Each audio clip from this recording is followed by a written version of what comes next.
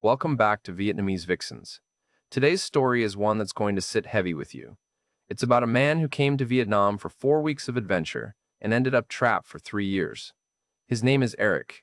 He's 69 years old, and right now, he's sitting in a sweltering apartment in Ho Chi Minh City with almost no money, no way home, and wondering how the hell his life came to this. He came for the food and the culture. He stayed because she made him feel 30 years younger. Now he's broke, isolated, and the woman who promised forever has vanished into thin air.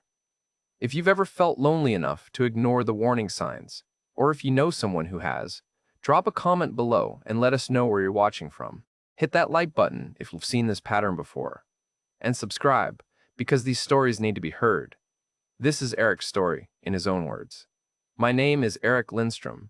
I'm 69 years old, from Gothenburg, Sweden. I was an electrician for 40 years.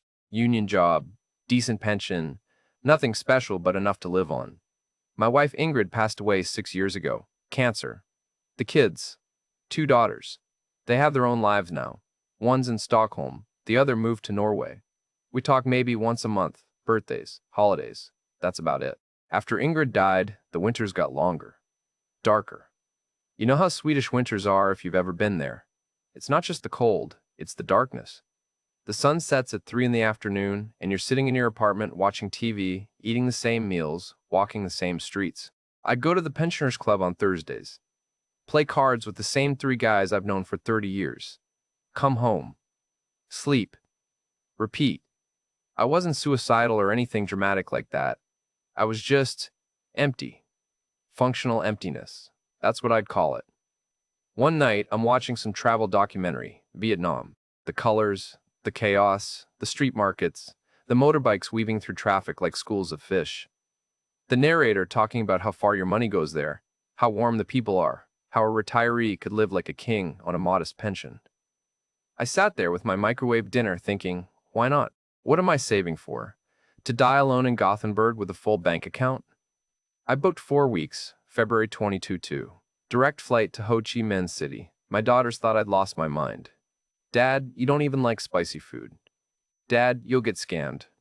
Dad, just go to Spain like normal people. But I didn't want Spain. I wanted something completely different. I wanted to feel something again. I landed in Saigon and immediately regretted everything. The heat hit me like opening an oven door. The airport was chaos. People everywhere, shouting, motorbikes honking outside, the smell of exhaust, and something sweet I couldn't identify. I got in a taxi that had no seatbelts, and the driver took corners like we were in a Formula One race. I gripped the door handle, thinking, this is it. This is how I die, splattered across a Saigon intersection at 66 years old. But I didn't die. I made it to my hotel. Small place in District 1, clean enough. The AC worked. I showered, slept for 12 hours, woke up disoriented and hungry. The first week was pure tourism. I did the things you're supposed to do. War Remnants Museum, Cu Chi tunnels. Walked around Ben Thanh Market getting hassled by vendors. Ate pho that made my nose run. Drank iced coffee that tasted like dessert. Everything was loud and fast and overwhelming, but in a good way. I felt my brain waking up. I was noticing things. The way the light hit the Saigon River at sunset. The way old women squatted on sidewalks selling fruit. The way teenagers zipped past on motorbikes, 3 to a bike, laughing. I felt alive. That sounds stupid and cliché, but it's true. For the first time in years, I felt like I was actually living instead of just waiting to die. And then I met Lynn. It was my 8th day. I was sitting at a small cafe near Ben Thanh Market, one of those places with plastic chairs on the sidewalk. No English menu, just pointing at what other people were eating and hoping for the best. I was drinking another one of those iced coffees, watching the motorbikes go by, when she appeared with a rag, wiping down the table next to mine. She looked up and smiled. You like cafe suada? She asked. I had no idea what that meant, but I nodded. She laughed. Vietnamese coffee. Very strong. Good for heart. Her English was decent, better than my non-existent Vietnamese. She was maybe early 40s, small, pretty in a natural way, no makeup. Hair pulled back, she wore jeans and a simple blue t-shirt. When she smiled, her whole face changed. She looked kind. We started talking. She asked where I was from. I told her Sweden. She said she'd never met anyone from Sweden before. Asked if it was true that it's dark all winter. I told her yes, and she made this sympathetic sound like I'd told her I had a terminal illness. So sad, she said. You need sun. Vietnam has too much sun. You can take some back with you. I laughed. First real laugh in months. Her name was Lynn. She worked at the cafe part-time, mornings mostly. She also did some translating work, helped tourists sometimes. She'd learned English from watching American movies, she said. Friends. Breaking Bad. She loved Breaking Bad. We talked for maybe 20 minutes before she had to go back to work. As I was leaving, she wrote her number on a napkin. If you need help, anything, you call me. Okay? Saigon, very big. Easy to get lost. I pocketed the napkin thinking I'd never call. I'm not that guy. I don't pick up women in cafes in foreign countries. I'm a 66-year-old widower from Gothenburg who wears orthopedic shoes. But 2 days later I texted her. I'd gotten completely turned around trying to find some temple my guidebook mentioned, and I genuinely needed help. She texted back immediately, gave me directions, then asked if I wanted her to show me around some afternoon when she wasn't working. Real Saigon, she wrote, not tourist Saigon. I said yes. She met me the next day outside my hotel. She was on a motorbike, a small red scooter that looked older than she was. You ride before? She asked. I shook my head. She grinned. Hold on to me. Don't worry. I drive very safe. I climbed on behind her thinking about my daughters and how they'd kill me if they knew.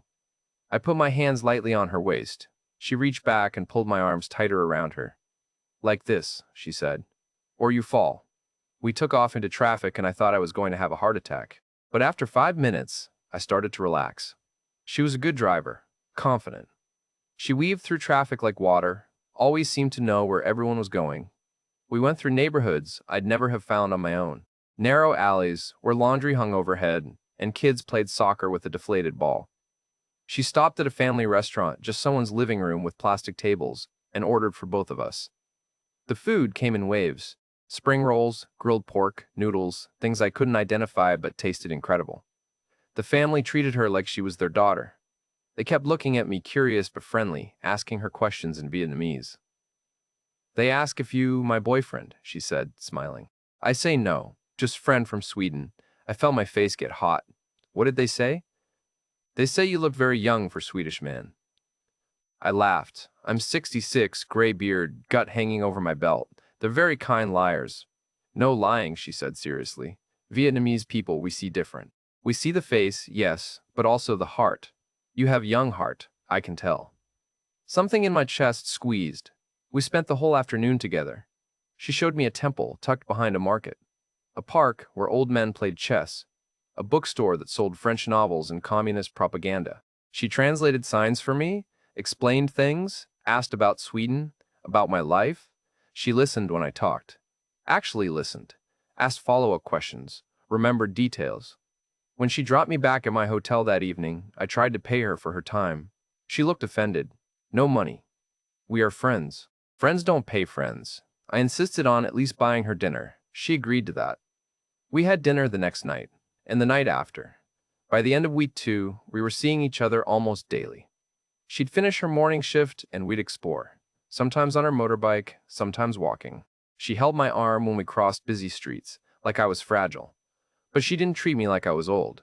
She joked with me, teased me about my terrible Vietnamese pronunciation, taught me words, made me repeat them until I got the tones right. My 4 weeks were running out.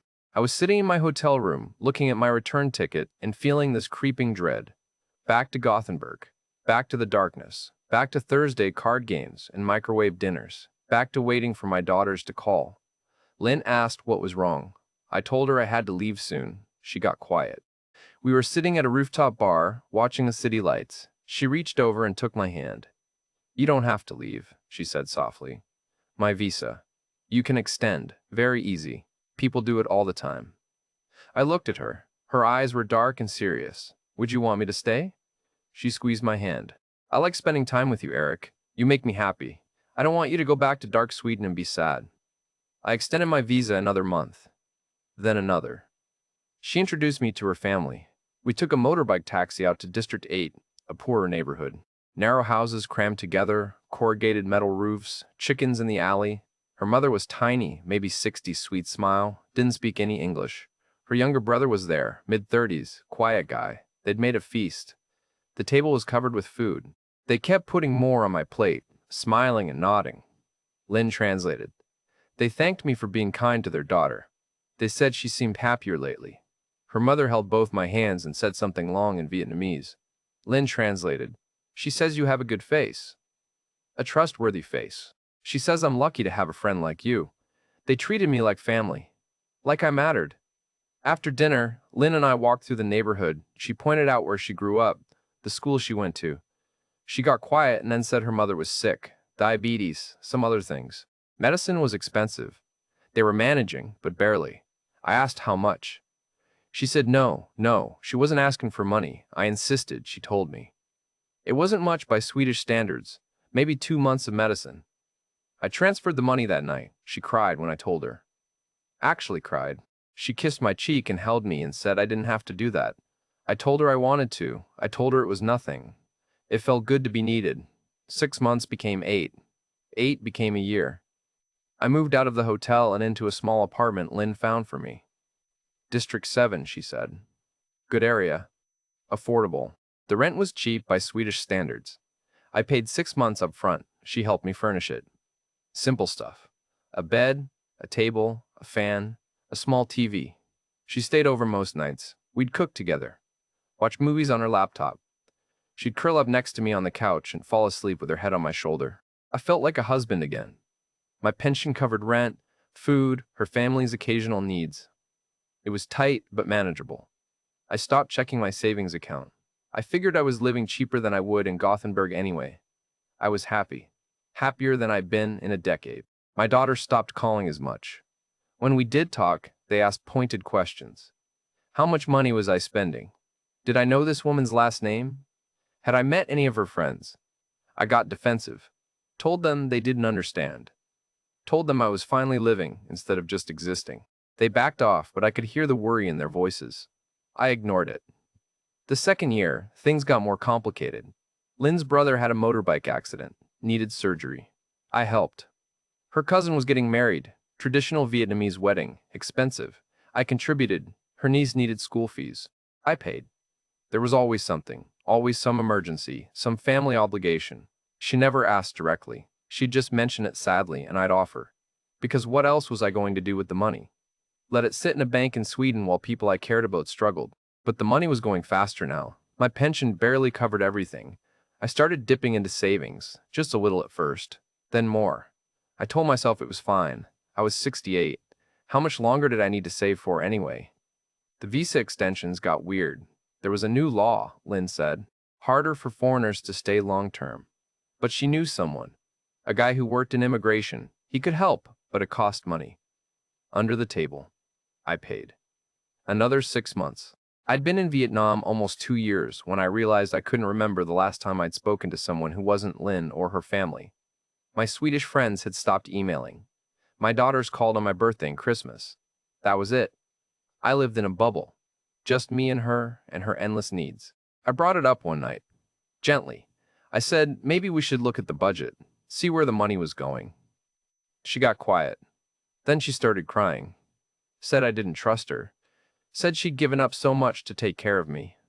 Said maybe she should just leave if I thought she was using me. I panicked. Apologized. Said I didn't mean it like that. She let me hold her, and eventually she calmed down. But something had shifted. I felt it.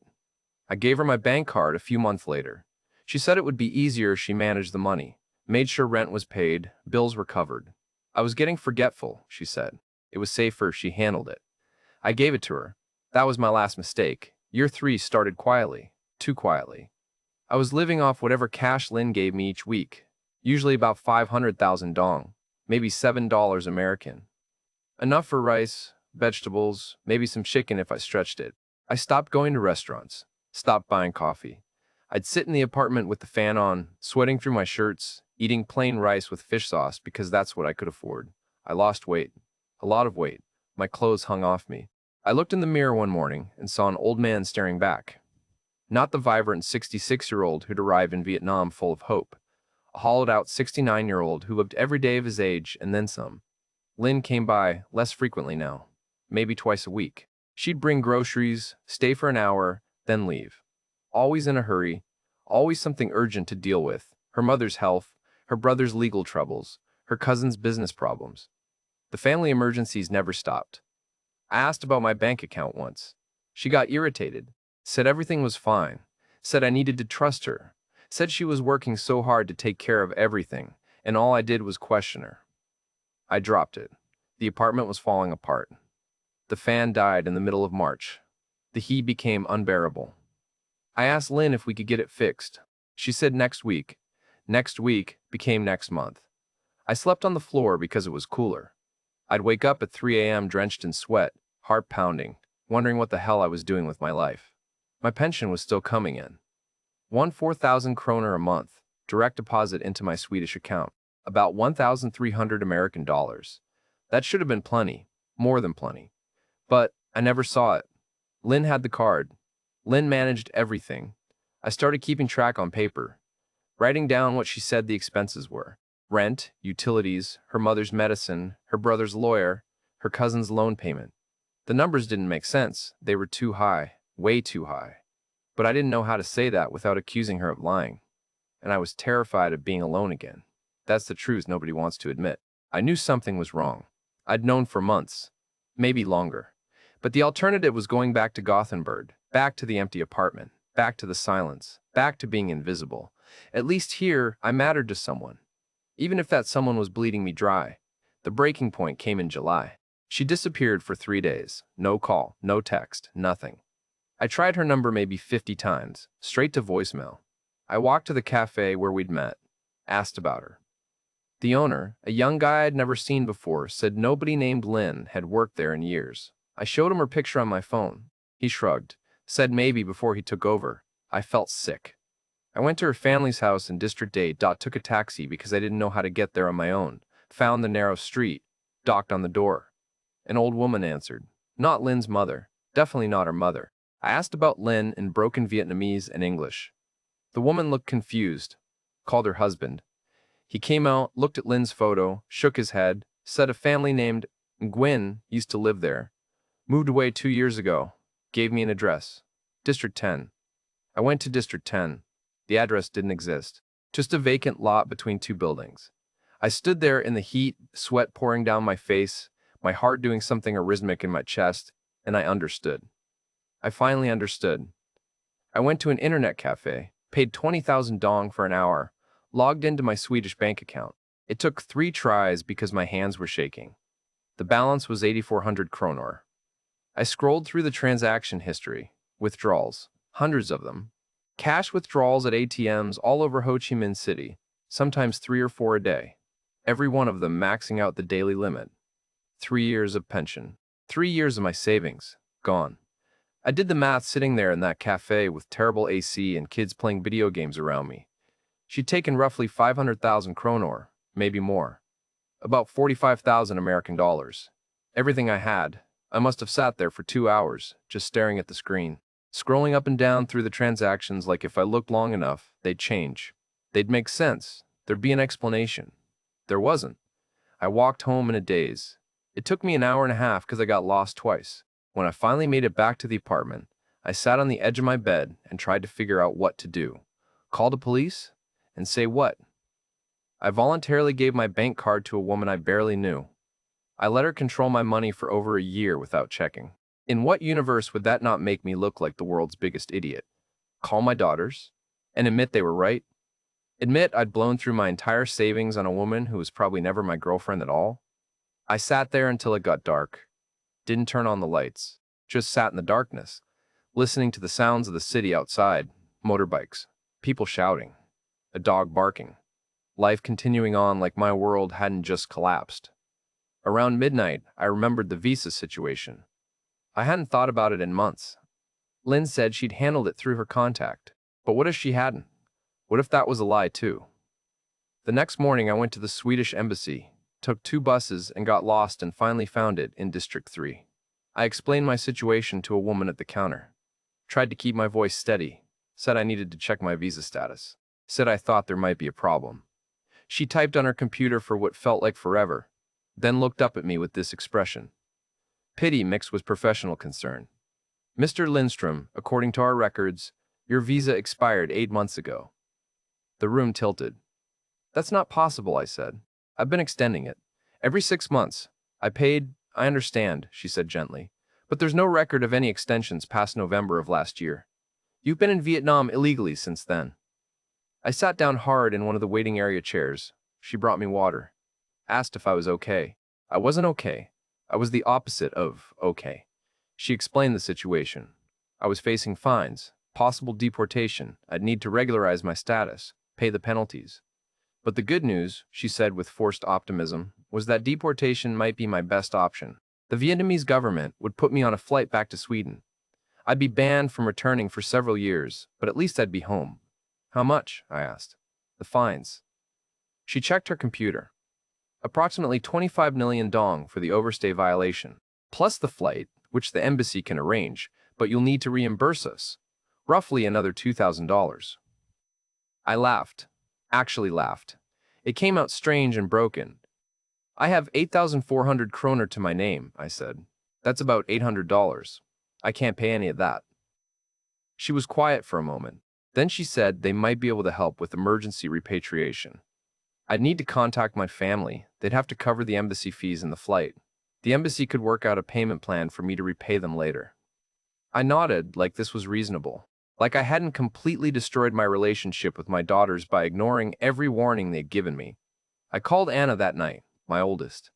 It was morning in Stockholm. She answered on the fourth ring, sounded busy. Dad? Is everything okay? Where do you even start? I told her. All of it. The woman, the money, the visa, the situation I was in. I tried to explain how it happened, how I didn't see it coming, but even as I said it, I knew how it sounded. She was quiet for a long time. Then she said, Jesus Christ, Dad. I know. We told you. Maria and I both told you this would happen. I know. 500,000 kronor? Are you kidding me? That was your entire retirement. That was supposed to last you the rest of your life. I know. More silence. I could hear her breathing, trying to control her anger. What do you need? She finally asked. The embassy needs fees paid for the flight home, for processing. About $2,000. Are you serious right now? Anna, I'm trapped here. I don't have any other. You spent 500,000 on a woman you met in a cafe, and now you want me to pay to get you out. I'm not asking for me. I'm asking because I don't have any other option. She hung up. She called back an hour later. Calmer. Said she'd talk to Maria. They'd split the embassy fees. They'd get me home. But that was it. They were done. They'd warned me, and I didn't listen. And now they had to bail me out, and they had children of their own to worry about. And this was it, no more. I thanked her, told her I was sorry. She said, I hope it was worth it, Dad, and hung up. It took 3 weeks to process everything. 3 weeks sitting in that apartment with no fan, eating plain rice, drinking tap water, losing more weight. A neighbor, an old Vietnamese woman who lived next door, started bringing me food, just a bowl of soup or some vegetables. She didn't speak English, and I didn't speak Vietnamese, but she'd seen me getting thinner. She'd knock softly, hand me the bowl, pat my arm, and leave. That kindness broke something in me, the stranger showing me more compassion than I'd received in months. I tried to find Lynn, walked the neighborhoods we used to visit, asked people if they'd seen her, showed her picture. Nobody knew her, or if they did, they weren't saying. She'd vanished completely, like she'd never existed. Maybe she hadn't.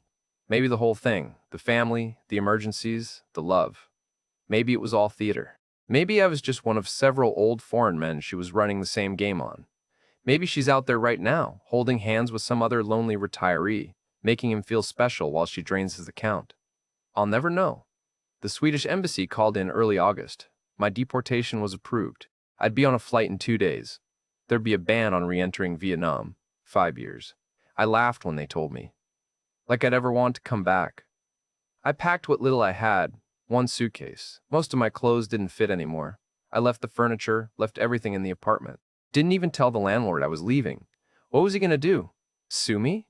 My neighbor knocked the night before my flight, brought me one last bowl of soup. One tried to thank her, tried to explain I was leaving. She nodded like she understood, pressed something into my hand. A small Buddha statue. She said something in Vietnamese, touched my cheek, and left.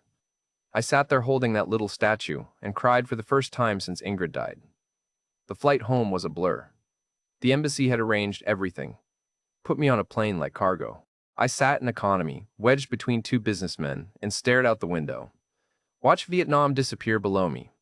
All those streets I'd walked with Lynn, all those meals we'd shared, all those nights I'd felt like maybe life wasn't over yet. All of it was a lie. I'm back in Gothenburg now, living in the same apartment I left 3 years ago. It looks exactly the same. Like I never left. Like the whole thing was a fever dream. My daughters are speaking to me again. Barely. They visit on birthdays. Bring their kids. Everyone's polite. Nobody mentions Vietnam. It's like we all agreed to pretend it didn't happen. My pension still comes in every month 4,000 kronor, but now it barely covers rent and food. I have no savings, no cushion. I'm 69 years old living paycheck to paycheck. If something breaks, if I get sick, I'm finished. I go to the pensioners club on Thursdays again. Same card games, same three guys. They asked where I'd been. I said traveling. They nodded and we played cards, and nobody asked any more questions. The winters are dark again, just as dark as before, maybe darker. I sit in my apartment at night, and I try to figure out where it all went wrong. What moment I could have stopped it. When I could have seen the truth. But the truth is, I didn't want to see it. I wanted to believe that a 42-year-old woman could fall in love with a 66-year-old Swedish pensioner with a gut and bad knees. I wanted to believe I was special. That I was different from all the other old foreign men getting scammed in Southeast Asia. I wasn't special. I was typical. Textbook even. I traded my entire future for 3 years of feeling wanted. And the worst part? The part one can't admit to my daughters or my friends or anyone. For a while there, it felt worth it. That's what I can't forgive myself for. Not the money, not even the lies, but the fact that even now, even knowing everything, there's a part of me that misses it, misses her, misses feeling like I mattered. I'm 69 years old. I have maybe 10 or 15 years left if I'm lucky, and I'm going to spend them alone in Gothenburg, eating microwave dinners, playing cards on Thursdays, waiting for phone calls from children who can barely look at me. I came to Vietnam for 4 weeks. I stayed for 3 years. And I lost everything. That's the story. That's what happens when you're lonely enough and someone makes you feel young again. You ignore every red flag. You rationalize every lie. You hand over your bank card and your common sense and your dignity because the alternative is going back to the darkness. And when it's over, when she's gone and the money's gone and you're sitting in the ruins of your life, you realize the darkness followed you anyway. You just paid 500,000 kronor to postpone it. If you're watching this and you see yourself in my story, please, I'm begging you, wake up. Wake up before it's too late. Before you're 69 and broke and alone with nothing but regrets and a small Buddha statue from a neighbor whose name you never learned. That's all I've got left. Regrets and a small Buddha statue. It's not enough. Thank you for listening to Eric's story here on Vietnamese Vixens. If you've had similar experiences or know someone who has, please share this video. Leave a comment. Let people know they're not alone. Sometimes these stories are the only warning signs people will listen to. Hit subscribe if you want more real stories like this. And remember, loneliness makes you vulnerable, but awareness makes you strong. Take care of yourselves out there.